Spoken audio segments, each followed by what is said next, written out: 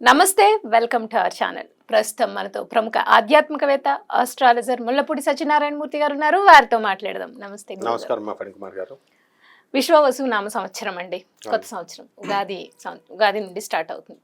So ఎప్పుడు కూడా అయిపోయిన సంవత్సరం ఎప్పుడు మనం కష్ట నష్టాలు అన్ని అనుభవిస్తాం కాబట్టి రాబోయే సంవత్సరం మీద ఒక హోప్ ఉంటుంది. ఈ సంవత్సరం ఎలా ఉంటుంది అన్న క్యూరియాసిటీ ఉంటుంది ప్రతి ఒక్కళ్ళకి. సో అందుకని మనం విశ్వవసు నామ సంవత్సరంలో ఓవరాల్ గా ఎలా ఉంది, అన్ని రాసుల వారికి అందరికీ ఎలా ఉంది అనేది మాట్లాడుకుని దాంతో పాటుగా రాశి ఫలితాలు కూడా చేద్దామండి. ఫస్ట్ ఓవరాల్ గా మీరు అసలు ఎలా ఉందో చెప్పి తర్వాత మేషరాశి వారికి ఎలా ఉందో చెప్పండి గురుగారు. అలాగే విశ్వావసు నామ సంవత్సరం అంటే అందరికీ సంపదలనిచ్చే సంవత్సరం అని అర్థం. సూపర్. అసలు లాస్ట్ ఇయర్ 2024 సంవత్సరం అంటే క్రోధి నామ సంవత్సరం. అందరూ కోపతాపాలతో కోర్టులకి భార్యాభర్తలు గొడవలు జరిగినాయి. వాళ్ళందరూ ఇప్పుడు రీకన్సిలేషన్కి వచ్చేసి ఈ సంవత్సరంలో 50% ఆఫ్ ద పీపుల్, దంపతులు, కపుల్స్ వీళ్ళంతా కూడా కలిసిపోతారు. 50% ఆఫ్ ద సివిల్ కేసెస్ ఇవన్నీ కూడా ఎవరి పొలాలు వాళ్ళకి వచ్చేయడం, హాస్టల్ కోర్టులో కేసెస్ అయిపోవడం జరుగుతుంది. ఈ సంవత్సరం రాజు సూర్యుడు, మంత్రి చంద్రుడు. కాబట్టి ఇంకేం కావాలి మనకి? రాజు కరుణామయుడై ఉంటాడు. అంటే రవి ఇప్పుడు కూడా స్ట్రిక్ట్ గా ఉంటాడు కానీ లోపల చాలా కరుణ ఉంటుంది.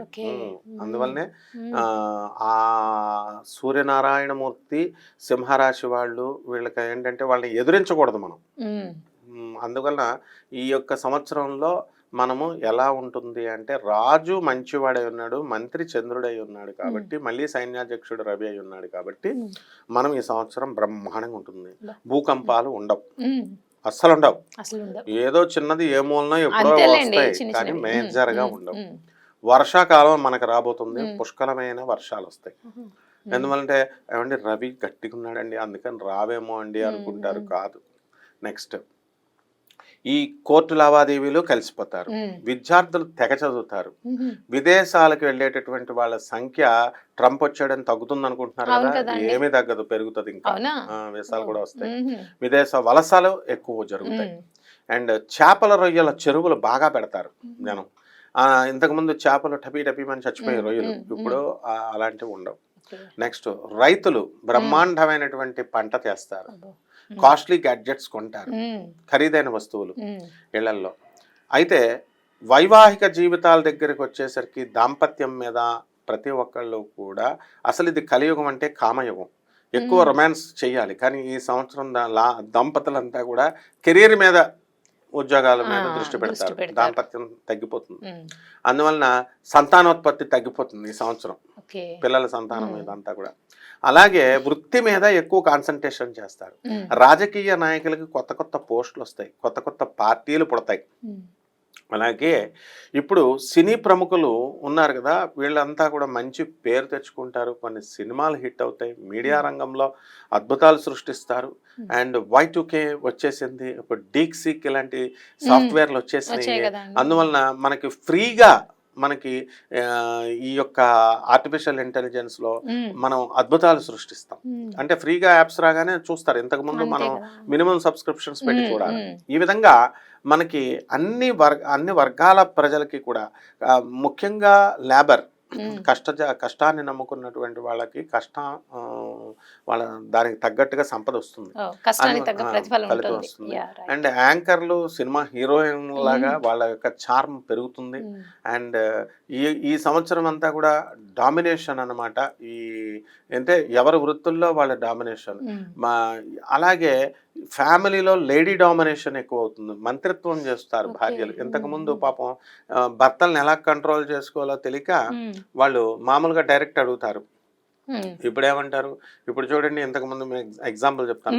ఒక పెళ్లి సంబంధం బాగాలేదనుకోండి, నచ్చలేదు, కట్నం అవతల తక్కువ ఇస్తున్నాడు, అందుకని వీళ్ళు ఏం చెప్తారు తెలుసా, డైరెక్ట్ ఏమండి మీరు కట్నం తక్కువ ఇస్తున్నారు అందుకు మీ సంబంధం మాకు వద్దు అని చెప్పరు. ఏమండి ఫలానా జ్యోతిష్కుడు చెప్పాడండి, మా జ్యోతిష్కుడు వద్దని అన్నారండి, కలవలేదండి అని ఎలా తోసేస్తారో. ఇది వరకు సినిమాకి తీసుకెళ్ళు, నగల కొను, చీరలు కొను అని అడిగేవారు పాపం ఆడవాళ్ళు. ఇప్పుడు అట్లా అడగరు అన్నమాట. ఇప్పుడు ధనత్రయోదశి వచ్చింది, నువ్వు బంగారం కొనిపెట్టాలా, కుబేర ఇది కొంటే నువ్వు కోటీశ్వరుడు అవుతావు, లేదంటే నీ ఉద్యోగం ఊడిపోతుంది అని ఒక సింపుల్ గా మంత్రిత్వం. చంద్రుడు కదా చెప్పగానే వీడికి నిజంగానే సాఫ్ట్వేర్ రిసెషన్ లో ఉంది, ఎక్కడ ఉద్యోగం ఊడిపోతుందో అని చెప్పి భయం వేసి వీడు కొంటాడు. అలాగే చీరలు, ఒక కొత్త పండగను సృష్టిస్తారు అవసరమైతే. ఆ పండగతో చక్కగా ఈ చీరలు కొనాలి ఇలాంటి రూల్స్ అన్నీ కూడా అంటే తెలివితేటలతో కుటుంబాన్ని మహిళలు సర్దిద్దు. విశ్వవసునామ సంవత్సరంలో కర్కాటక రాశి వారికి ఎలా ఉంటుంది అనేది చెప్పండి. కర్కాటక రాశి వారికి విశ్వావసునామ సంవత్సరం ఉగాది 2025 సంవత్సరం నుంచి మళ్ళీ వచ్చే ఉగాది 2025 సంవత్సరం వరకు చాలా అద్భుతంగా ఉంది అని చెప్పాలి. కర్కాటక రాశి వారికి ఇంతవరకు కూడా పనులు కాకుండా క్రోధినామ సంవత్సరంలో మిగిలిపోయినటువంటి పనులన్నీ కూడా ఈ విశ్వావసునామ సంవత్సరంలో పూర్తవడం జరుగుతుంది. విద్యార్థులకి చాలా అనేకమైనటువంటి ప్రాబ్లమ్స్ వచ్చినాయి ఈ సంవత్సరం, లాస్ట్ ఇయర్ క్రోధినామ సంవత్సరంలో.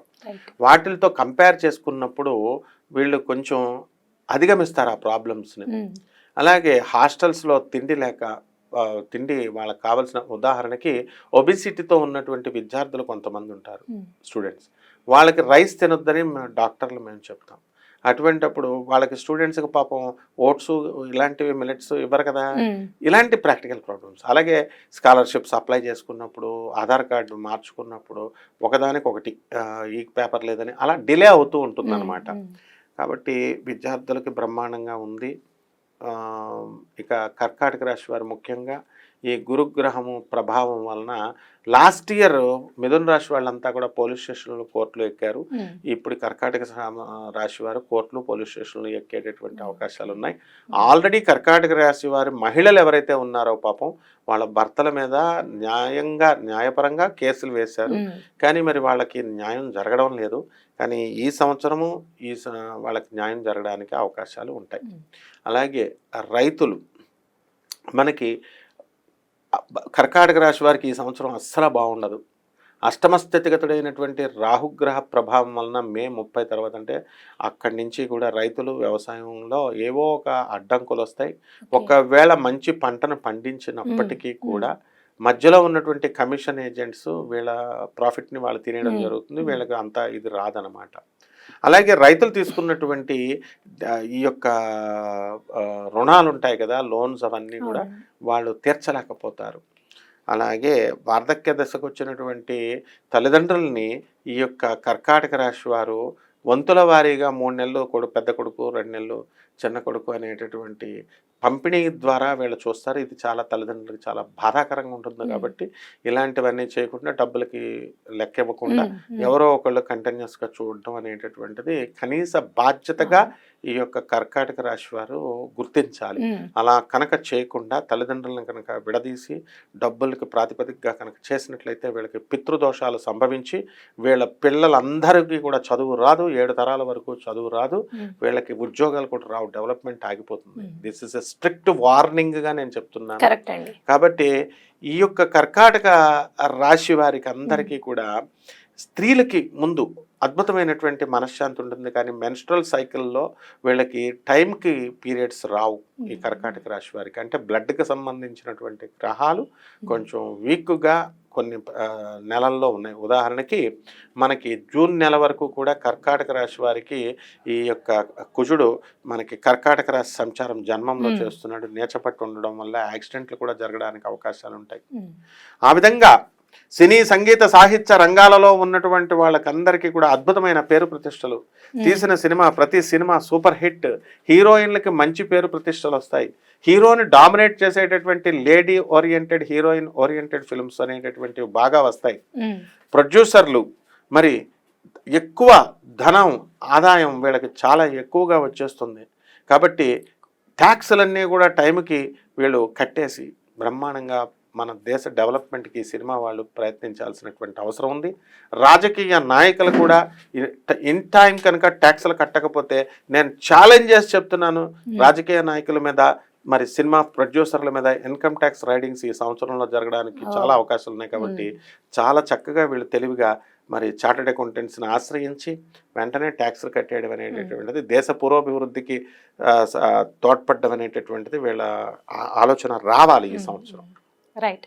అయితే విశ్వవసునామ సంవత్సరం కర్కాటక రాశి వారికి, అన్ని రంగాల వారికి కలిసి రావాలంటే వాళ్ళు పాటించాల్సిన పరిహారాలు, అలాగే వాళ్ళకి అదృష్ట సంఖ్య, కలిసి వచ్చే రంగు, కలిసి వచ్చే రోజు కూడా చెప్పండి గురువుగారు.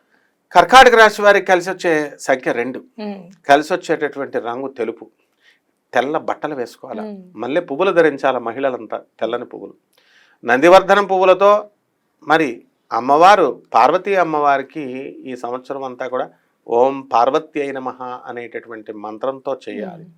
ఓం ఉమామహేశ్వరాభ్యాం నమః అన్న మంత్రంతో చేసినా కూడా పర్వాలేదు. అలాగే రెమెడీస్ దగ్గరికి వచ్చేసరికి ఈ యొక్క కర్కాటక రాశి వారికి చాలా మానసికమైనటువంటి అశాంతి అష్టమ రాహువు వల్ల కలుగుతుంది. కాబట్టి సాంప్రదాయబద్ధమైన జ్యోతిష ప్రకారము రాహు జపం చేసుకోవాలా, రాహు స్తోత్రాలు చదువుకోవాలా, రాహుకి కిలోంపావు మినుముల్ని ఆవు పేడ రంగు ఉన్నటువంటి వస్త్రాలని ఇచ్చి శనివారం నాడు ఉదయం 8 గంటలకి దానం చేయాలా. లేదా తంత్ర జ్యోతిష ప్రకారము వీళ్ళు ఏం చేయాలండి అని అంటే మహాకాళి అమ్మవారికి ఇష్టమైనటువంటి నలుపు రంగు వస్త్రాలని పేదవాళ్ళకి దానం చేయాలా, దుప్పట్లని దానం చేయాలా, నల్ల దుప్పట్లని, నల్ల కుక్కకి తిండి పెట్టాలా, నల్ల చీమలకి వీళ్ళు వెయ్యాల, నల్ల బొగ్గును తీసుకొచ్చి ప్రవహించే నదిలో వెయ్యమని చెప్పి లాల్ కితాబ్ క్లియర్గా చెప్తుందన్నమాట. అలాగే అమ్మవారు మరి చక్కటి పార్వతీదేవి మంత్రాన్ని వీళ్ళు ఇంట్లో జపం చేసుకోవడం ద్వారా, అర్ఘ్యాలు తర్పణాలు ఇవ్వడం ద్వారా తంత్ర జ్యోతిష ప్రకారము మర్రి చెట్టు వేర్లను తీసుకొచ్చి అమ్మవారి పాదాల దగ్గర పెట్టి పూజా మందిరంలో 41 రోజులు పూజ చేసిన తర్వాత అది తల కింద పెట్టి నిద్రపోవాలి. ఈ విధంగా చేసినట్లయితే బ్రహ్మాండంగా ఉంటుందమ్మా. రైట్ అండి. విశ్వ వసునామ సంవత్సరంలో కర్కాటక రాశి వారికి ఎలా ఉంది, అలాగే వాళ్ళు ఎటువంటి రంగు వేసుకుంటే కలిసి వస్తుంది, వాళ్ళ అదృష్ట సంఖ్య, కలిసి వచ్చే రోజు, అలాగే వారు పాటించాల్సిన పరిహారాల గురించి చాలా చక్కగా వివరించారు గురుగారు. ధన్యవాదాలు. ధన్యవాదాలమ్మా.